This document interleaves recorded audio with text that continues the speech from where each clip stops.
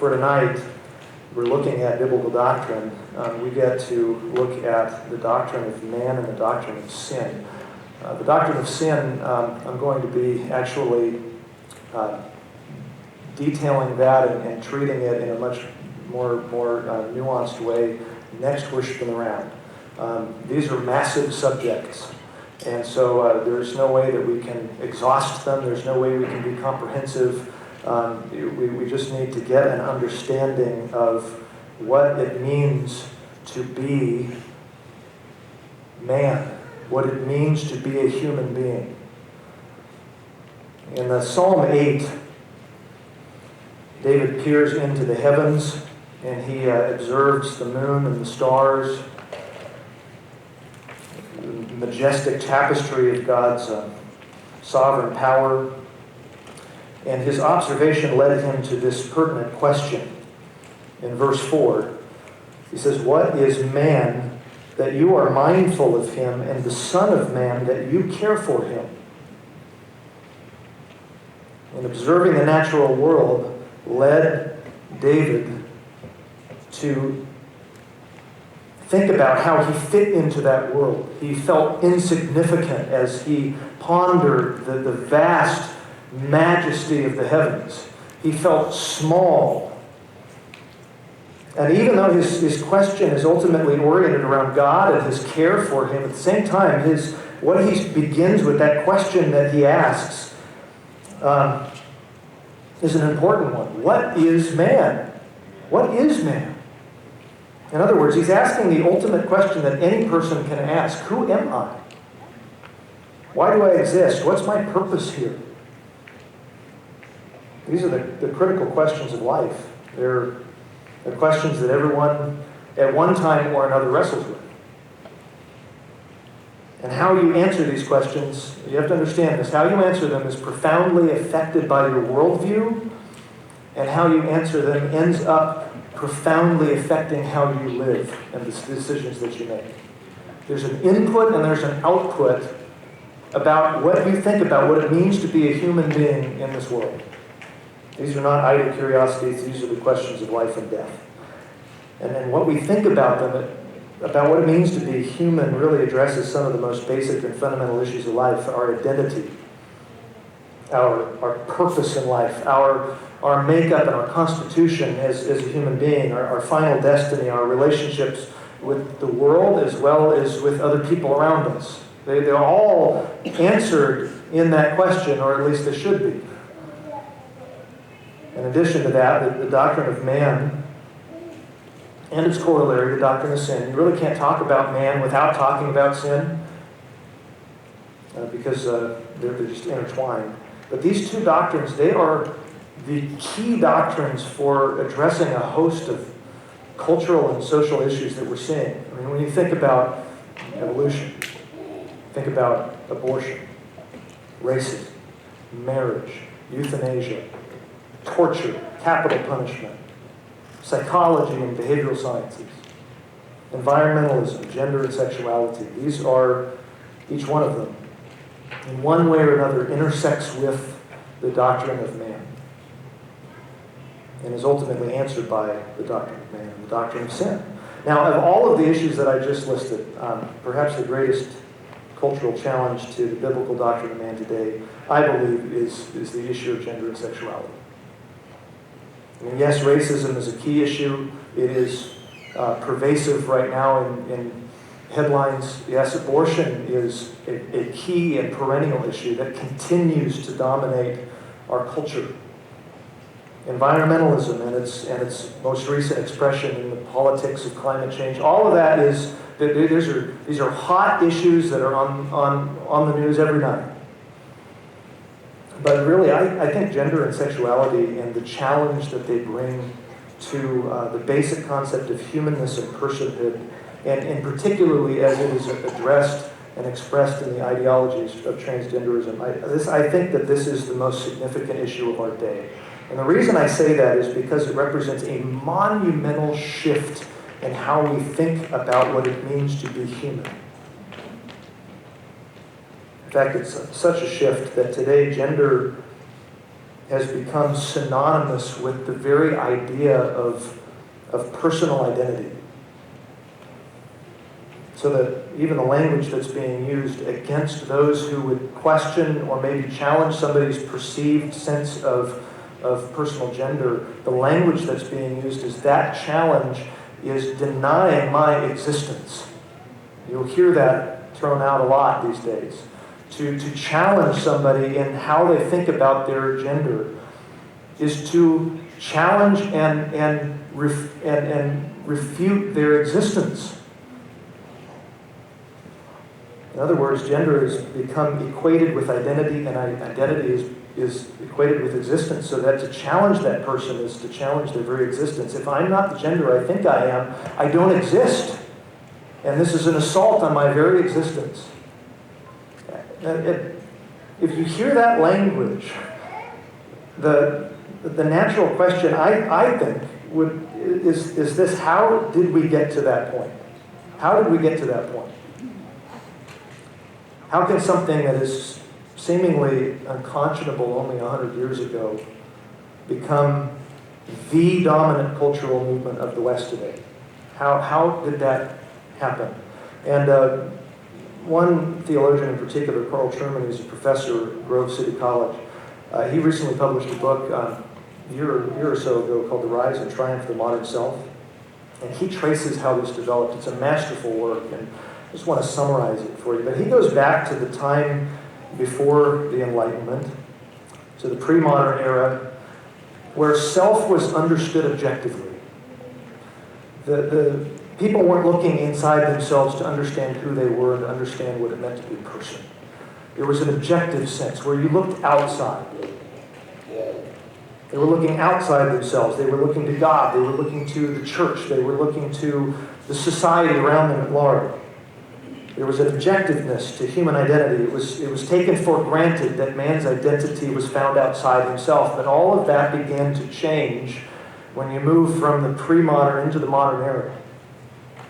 Trueman starts with Jean-Jacques Rousseau, who really emphasized the inner person.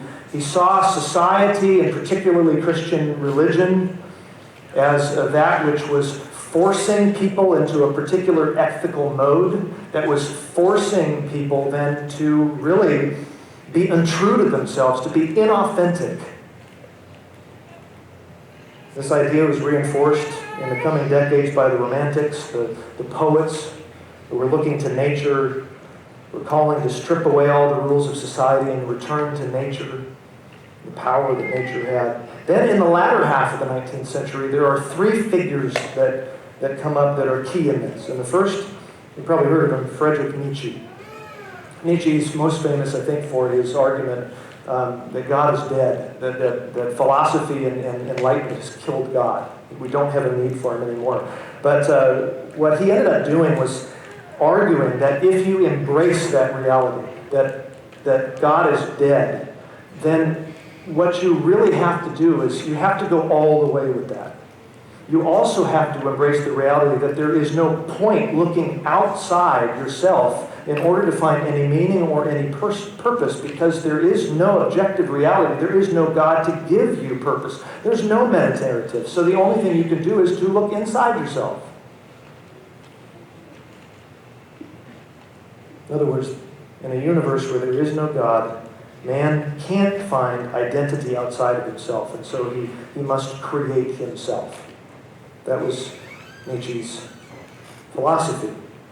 I mean, you could say he was kind of the contemporary foundation for the philosophy of man just needs to be who he is, or to put it in 21st century parlance, you do you, right? That's the philosophy of the day. You do you. You be who you are.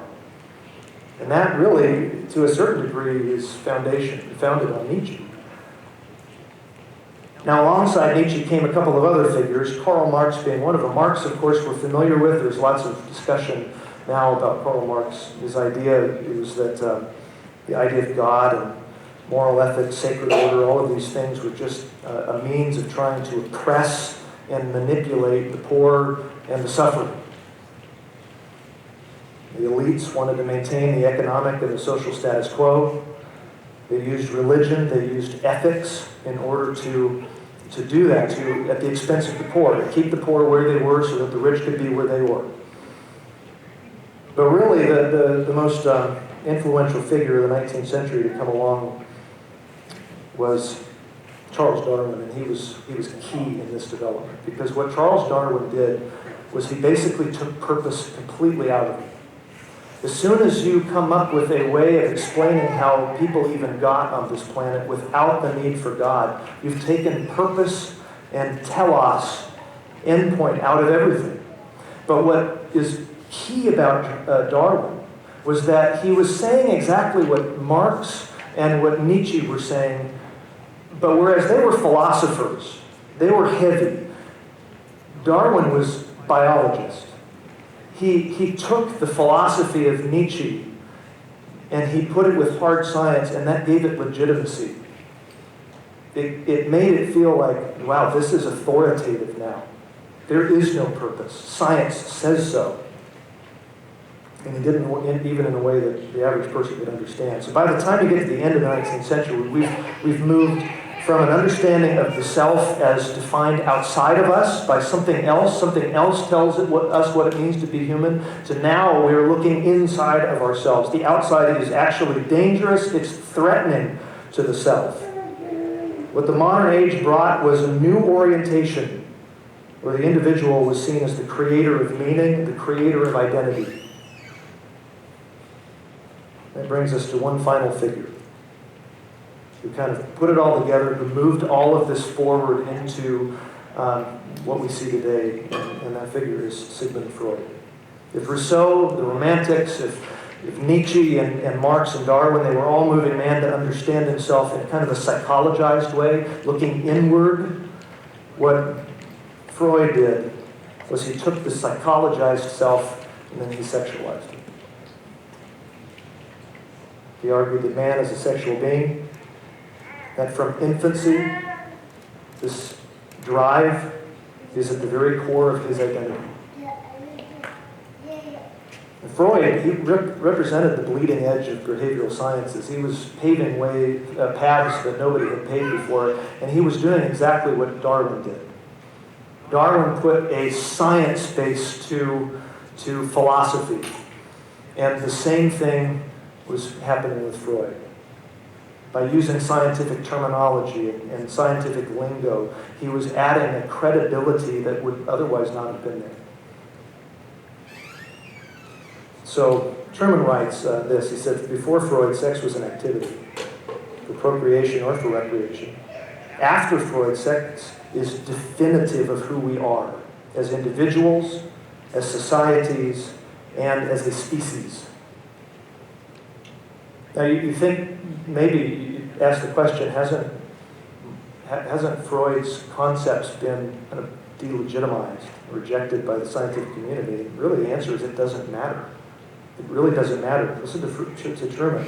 He says, it does not matter that the strictly scientific status of Freud's theories is now methodologically and materialistically discredited. The central notion that human beings are at core sexual, and that shapes our thinking and behavior in profound, often unconscious ways, is now a basic part of the modern social imaginary. It's how everybody thinks these days, regardless of whether or not he's been disproven in his general theories or not. And then from there, all it took was to take the psychologized, now sexualized idea of self and politicize it. And that happened through a very interesting wedding, so to speak, a marriage between Marx and Freud. If you remember Marx, if you think about Marxism as a racehorse, the racehorse is the idea of oppression. It's oppressing certain categories of people. And in Marxism, the jockey on that racehorse is economics. It's economic oppression. And all that happened with the New Left is that jockey of economics got thrown off, and there's a new jockey on there, in sexual identity. Now it's the oppression of those who would seek freedom in who they are in their gender identity. Truman writes, society now intuitively associate sexual freedom with political freedom. Because the notion that, in a very deep sense, we are defined by our sexual desires is something that has penetrated all levels of our culture. Modesty and sexual codes do not need to be merely expanded or redefined. For humans to be truly liberated and truly human, they need to be abolished altogether. That was the gospel of the sexual revolution of the 60s. And this has become the gospel of the consumerist world of today. Sex as revolution or sex as commodity, both are predicated on the idea of sex as the answer to human ills. It's a very important statement. And both assume a kind of psychologized, sexualized self that has emerged over the last 300 years. Think about that, 300 years of development. Meaning this is not just flash in the pan. This is deep-seated worldview that is becoming baked into how people think. This is key. Listen to what he says. That matter raises a matter of great significance. When we start to think about sexual morality today, we need to understand that we are actually thinking about what it means to be human. It's so important. In other words, the current issue of transgenderism, gender identity, it's no longer something that occurs at the level of just how one should behave. It's no longer just about what you do. It goes way deeper than that, to the very meaning of humanness, about what it means to be a human being. He says the acceptance of Freud's basic insight that sexual desire is constitutive of identity, and this from infancy onward is therefore an anthropological, philosophical, and political watershed. To concede at this point means that debates about the limits of acceptable sexual expression become almost pointless. Why would it be pointless to debate what's right in terms of sexual expression? Well, this. Because any attempt to corral sexual behavior is then rendered an oppressive move designed to make the individual inauthentic. That's where we are at today. In other words, to put it another way, by rejecting my identity, you are rejecting my existence. That's the spirit of the age. And it is a hopeless philosophy. This deadly ideology quenches the life out of everyone who is entrapped by it. Because they are seeking meaning, they are seeking identity in all the wrong place. So we need to orient ourselves around an objective understanding of who we are as human beings. We need a word from the Lord, do we not? And the foundational passage of Scripture for understanding the doctrine of man is Genesis chapter 1. So if you have your Bible, turn there to Genesis 1. I'll jump around a little bit, but this really is foundational for the doctrine of man. Specifically in verse 26. It says, Then God said, verse 26, Let us make man in our image, after our likeness, and let them have dominion over the fish of the sea, and over the birds of the heavens, and over the livestock, and over all the earth, and over every creeping thing that creeps on the earth. So God created man in his own image. In the image of God, he created him. Male and female, he created them. Verse 28, And God blessed them, and God said to them, Be fruitful and multiply and fill the earth and subdue it, and have dominion over the fish of the sea and over the birds of the heavens and over every living thing that moves on the earth. Now, for the sake of our time tonight, since we can't dive into everything in detail, we can't exhaust this book in terms of what it says about man, but I just want to bring up some specific elements of this text that help us lay a foundation for a theology of man. And the first thing, just to know, and it seems obvious, except that in this day it's not obvious, and that is that man is directly created by God. He is directly created by God. You see that even in verse 27. So God created man in his own image. He created. There's no intervening steps. There's no instruments that God uses. He creates man the same way he creates Everything else in the first 6 days, he speaks man into existence. And later on, we see in chapter 2 how that process happens. He forms out of the earth, but he is the direct instrument of creation of man. I don't have to tell you the implications just of that. Humans don't live in a vacuum. Right? We don't live in a vacuum. There's an objective reality that defines who we are as human beings, and that is God. We have to understand our existence, our identity in relation to God. Apart from a God, we cannot understand who man really is. And that even starts with just the basic idea that man is directly created by him. Another implication of this is the obligation that man then has to submit to God as his creator.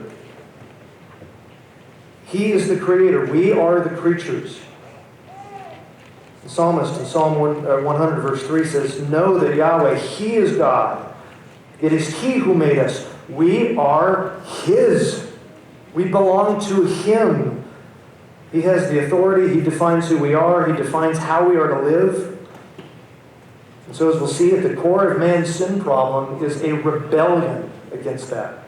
It is a rebellion against that authority that God has, where we reject the distinction between creator and creature. We do not honor God as God. That is the fundamental problem of man. So man is created directly by God. He's also uniquely created by God. This is amazing to look at if you pay attention to the details. Come back to Genesis 1. Notice also that man is uniquely created. In fact, the entire chapter is organized in such a way to climax on the creation of man. It highlights man as the very pinnacle of what God was created. And that's what astounded David as he looked up into the sky and he saw the stars. In other places, in Psalm 19, David said it was the heavens that are telling of the glory of God. And so, of course, he would look up into the heavens. He would feel insignificant, and yet he knew that it was not the stars in the sky that was the pinnacle of God's creation. It was man. What is man that you are mindful of him? The Son of Man, that you care for him. And yet he does. And even Genesis 1 is structured in such a way to make that absolutely clear. He waits until the very end of the creative act before he even starts to talk about how man was created. It's almost like he's saying that man is the grand finale of the creation event. I used to live in Virginia, and I would travel in with my family. That folks would take us into, my sister and I, into Washington, D.C.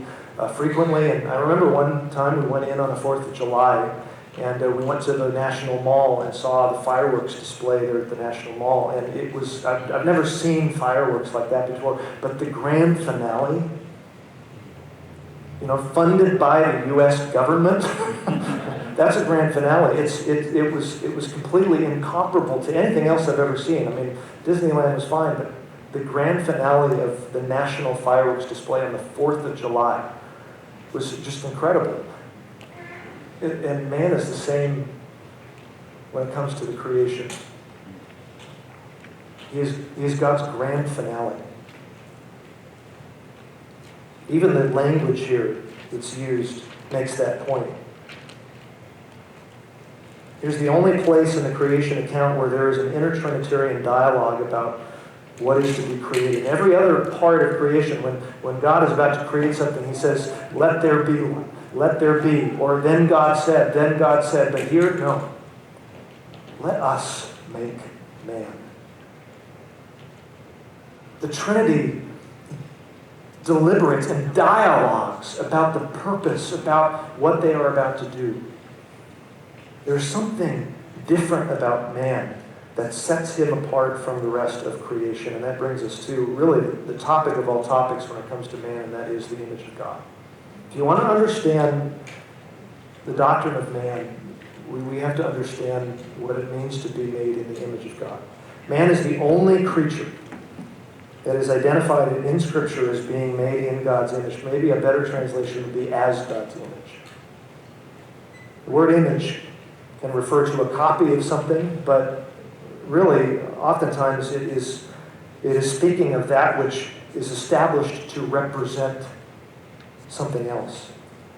In the case of man, God has created man for the special role of representing God himself on the earth. I mean, listen to how Eugene Merrill puts it. He says, just as images or statues represented deities and kings in the ancient Near East, so much so that they were virtually interchangeable. So man, as the image of God, was created to represent God as the sovereign over all creation. In addition to that, he says he made man according to his likeness or pattern. That is to say that we are patterned after the pattern of God. The two ideas kind of work together. As you are patterned after God, to be like him, it then enables you to then represent him. Note the extent of the image of God in man. It's not reserved for any certain people. Every human being is God's image, regardless of your age, regardless of your race, regardless of your gender. To be a human is to be the image of God. Note also that gender is a part of this.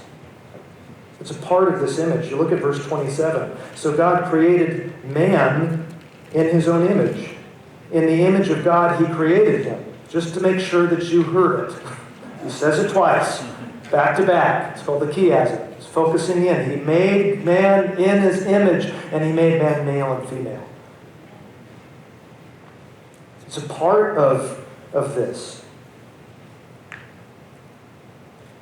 It affirms, the Christian worldview does, that gender, biological structure, it matters. It matters. It's part of God's purpose for his creatures.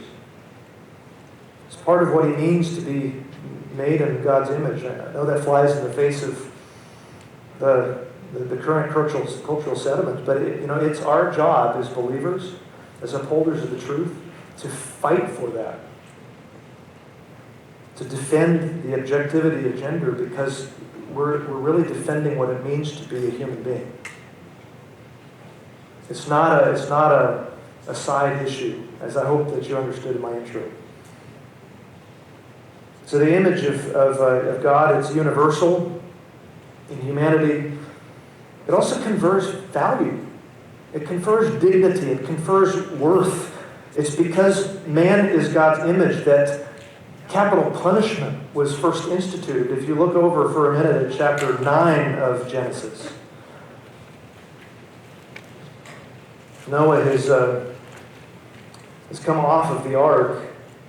He's been basically recommissioned in kind of a second Adam, so to speak. But in verse 6, God says, whoever sheds the blood of man, by man shall his blood be shed. Why? Why would you institute capital punishment here? Why is that important? And he answers it, for God made man in his own image. The image of God is so important that to assault that image is worthy of death. And he empowers and authorizes man to slay man because of murder. Because you have just murdered the very representative of God. One commentator put it this way, to revile the royal image is as treasonable an act as to revile the king himself. So you think about that as you're thinking about those judgmental thoughts towards that person that you just really don't like.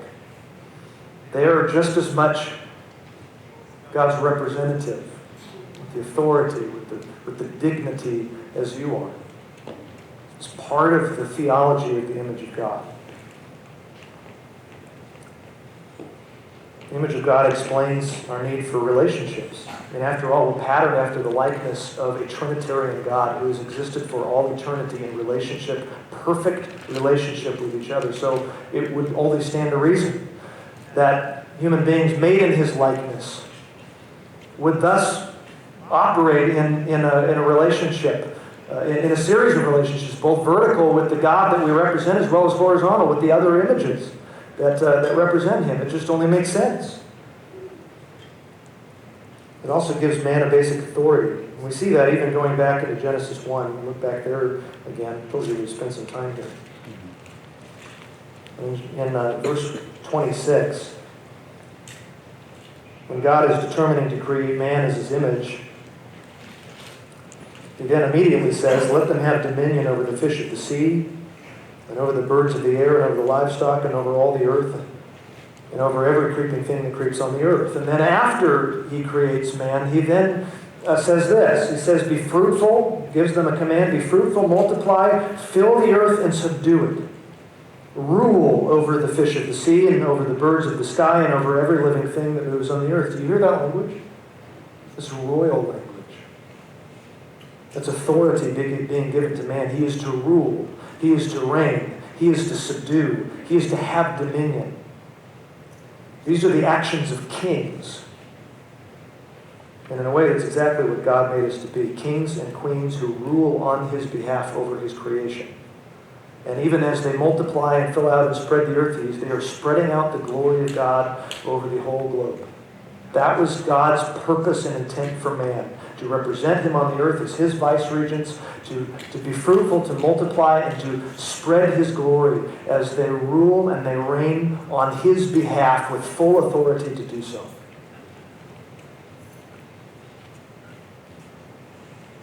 There's been a lot of discussions down through the centuries about what it means to be God's image. There's an idea that it's functional, that it's somehow something that man does that determines what the image of God is. Some have seen it fulfilled in relationships. I think maybe the predominant view is that it's something substantive. It's something in the very constitution of man that makes him the image of God. I think the best way really to think about this is summed up by Wayne Grudem. He says, every way in which man is like God is part of his being in the image and likeness of God. There's a good way to sum it up. Every way that you can think of. That's what it means to be in the image of God. It's your physicality as well as your spirituality. It's your personhood. It's intelligence. It's reason. It's volition, emotion, relationship. It's your function. It's your authority that you've been given as God's image. It's all of that.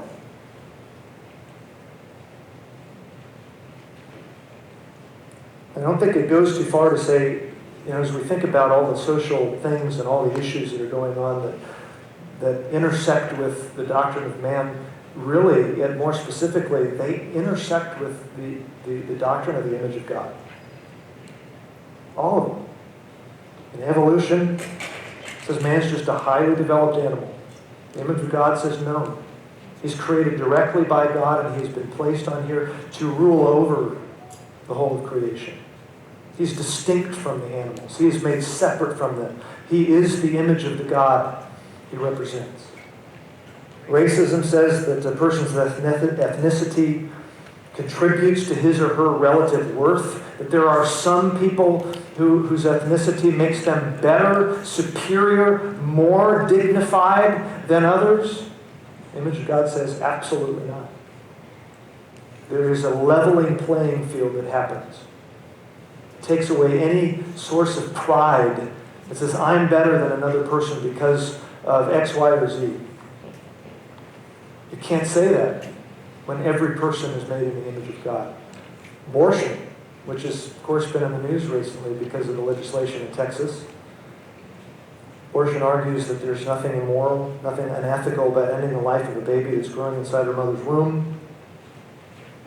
And often, we argue in support of the pro-life position. We argue on the basis of the point at which life begins. And certainly that's a critical part of talking about abortion. ample scriptural evidence to locate life as beginning at conception. But even to argue that point is to assume something, is it not? What are you assuming when you make that argument? That if life begins at conception, then that life is worth preserving. Why? Why would it be worth preserving? It's because we know. We know that human life has value. We know that if the life in that womb is human, that it must be preserved. Which is why there's a lot of argument that the most critical arguments that are going on in the realm of abortion are not the scientific and medical arguments. They're actually philosophical and theological. Because it has to do with that point. And that is something that in the conscience every person knows. The press secretary for the President of the United States, Jen Psaki, she was asked on the president's position on abortion, particularly because as a Roman Catholic, he seems to have a new position that goes against the Catholic orthodoxy on abortion. And she was being pressed by one particular reporter, and her response, I think, to try to shut down the conversation, to shut down the interaction, was to say, you don't know. You've never experienced, this was a male that was asking, you've never experienced the difficult decision that a woman has when she has to choose whether or not to have an abortion or not. And I don't think she knew what she was revealing. Why, if it's not a human life, why is it a difficult decision? It's only a difficult decision if your conscience bears witness to the fact that a human life is worth preserving. This is part of how God has made us. We are the image of God. There is dignity, there is value, there is worth.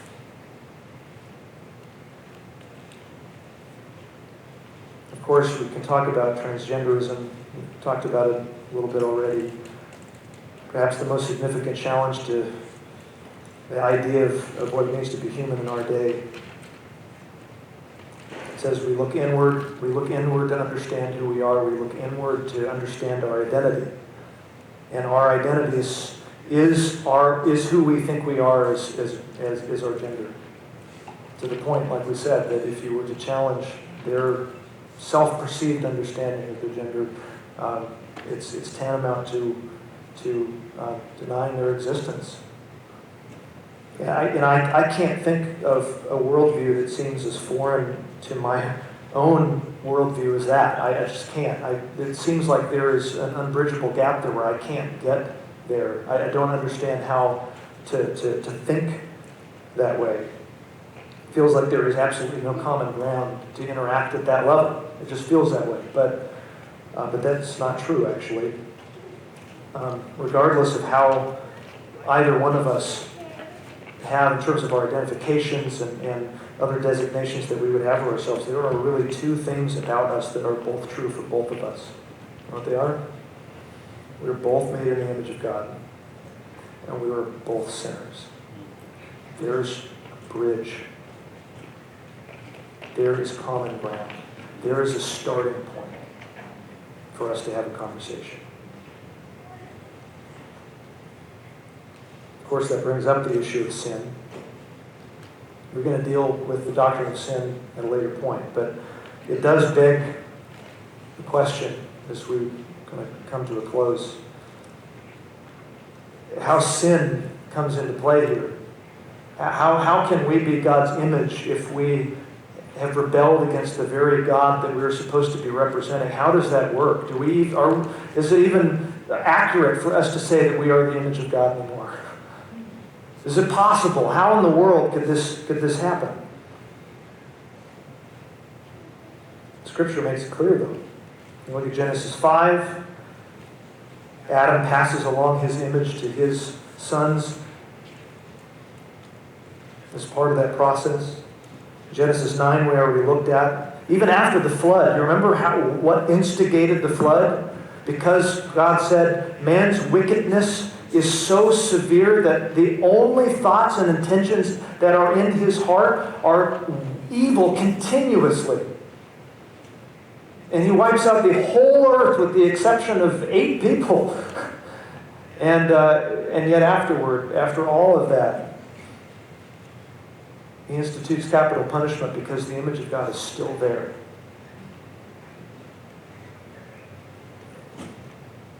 You go all the way to the New Testament, you look at the book of James, you see the same very idea.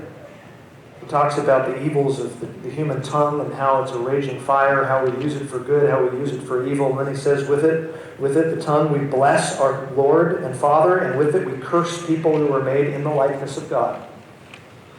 In other words, watch how you use your tongue. Watch how you speak about those people who are around you. To speak evil of someone is just as tantamount to assaulting God's image. It's assaulting God himself. It's assaulting the person that he has placed as representing him. I mean, there's no question that sin has grossly tainted God's image. We are a far cry from what Adam was in the garden. It's pitiable, really. We can't operate in the capacity and to the degree that God intended. We're marred by iniquity. We're the tainted and distorted images of the one we're supposed to represent, but it's still there. It is still there. And that does a couple of things. For one, it gives us common ground, like we said, with the most unlikely of people, and it also reminds us that every human being has dignity, human being has worth. We love our enemies. We pray for our persecutors. Why? Because they're made in the image of God. They might want to kill us, but they're made in the image of God. And that informs how we think about other people. I don't know if we think about this way before. I can't say that about this person. They're God's image. How dare I? And what the gospel does, just to bring this home, what the gospel does is it gives us a hope. A hope that God's purpose for us, what he intended for mankind to be as his image bearers, that's been marred by sin, that purpose can be restored through the gospel. Let me just show you this as we close. Look at Colossians chapter 1. I know we're running 2 minutes over. It's all right. You'll survive. Look at Colossians 1.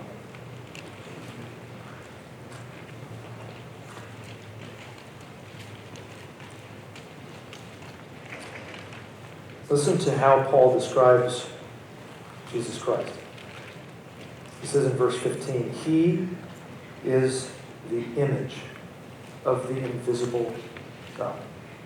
He is the image of the invisible God. Find a similar statement that he makes in 2 Corinthians 4:4. He says there, in their case, in the case of unbelievers, the God of this world has blinded the minds of the unbelievers to keep them from seeing the light of the gospel of the glory of Christ. Get this, who is the image of God. Who is the image of God. And I think the connection should be obvious. Jesus Christ is presented in the New Testament as the image of God. The image. And Hebrews 1:3 tells us why. He is the radiance of the glory of God, the exact imprint of his nature. He is the perfect imprint of God. As one commentator put it, with Christ, the very nature and character of God has been perfectly revealed in him. In him, the invisible has become visible. What a beautiful thing. According to John 1:18, Jesus is the only one, the only person who has ever made known the Father. Remember, the Father is, nobody has seen the Father, but Christ has made him known. How? Colossians 2:9, all the fullness of the divine essence dwells bodily in him. He shows us God. He shows us God. He is the exact imprint of his nature. He is the image of God. So when we look at Christ and we see Jesus Christ as God, but we have to also see Jesus Christ as man. And remember Jesus' favorite phrase that he used to use about himself during his earthly ministry. What is it? The Son of Man. And yes, it emphasizes his humanity, his humbleness as he took on human flesh, the Philippians 2 idea of his emptying himself of the prerogatives of the Godhead. But it's not just that. To call himself the Son of Man is to call himself the Son of Man. The man par excellence. It is what man is supposed to be. He is the embodiment of what God created all of us to be. One writer put it this way. It says, in Christ, man sees what manhood was meant to be. Might want to get that point for your men's conference. This is what manhood was supposed to be. In the Old Testament, all men are the image of God. In the New, where Christ is the one true image, men are the image of God, insofar as they are like Christ. That's key. You are as much the image of God as you are like Jesus Christ. The image is fully realized only through obedience to Christ. This is how man, the image of God, who is already man, already the image of God, can become fully man, fully the image of God. I mean, whatever hope we have as these tarnished, spoiled images of the perfect God we're supposed to represent. What is that hope? Is found in becoming like Christ. Think about Romans 8. We know it, Romans 8:28, right? Probably say it with me. We know that for those who love God, all things work together for good. For those who are called according to his purposes. And then we stop and we forget about verse 29. And verse 29 is key. What does that all do? For those whom he foreknew, he also predestined to be conformed, say with me, to the image of Christ. To the image of Christ. That's what sanctification is it's taking your marred, tainted, sin-cursed image of God, and it is conforming it into the true image of God, Jesus Christ. That is what sanctification is. And it is complete when you either go to heaven or Christ returns. And you become just like him. It's amazing. Christ is both fully man and fully God, and that fulfills all of God's intentions for mankind. And get this, as man, he represents God on the earth, right? That's what he came to do, is to show us the Father. So as man, Jesus Christ represents God on the earth. This is the amazing thing. He is God on the earth. And just as God created the first Adam to rule and to reign and to have dominion, the last Adam, Jesus Christ, is coming to sit on his throne and rule over his everlasting dominion. And fulfill everything that God had purposing to create man in the first place. As his vice-regents to rule over the earth. And Christ, sitting on his throne in the millennial kingdom, will fulfill all of that. And guess what? 2 Timothy 2:11 and 12. If we have died with him, we will also live with him. If we endure, we will also reign with him. If we are in Christ, his end is our end. His rule is our rule. That's the great arc of the image of God that is really brought home and completed in the gospel of Jesus Christ. And we need to know that. More than anything, what we have here is we understand kind of the arc of what God is doing in man through Jesus Christ, is we understand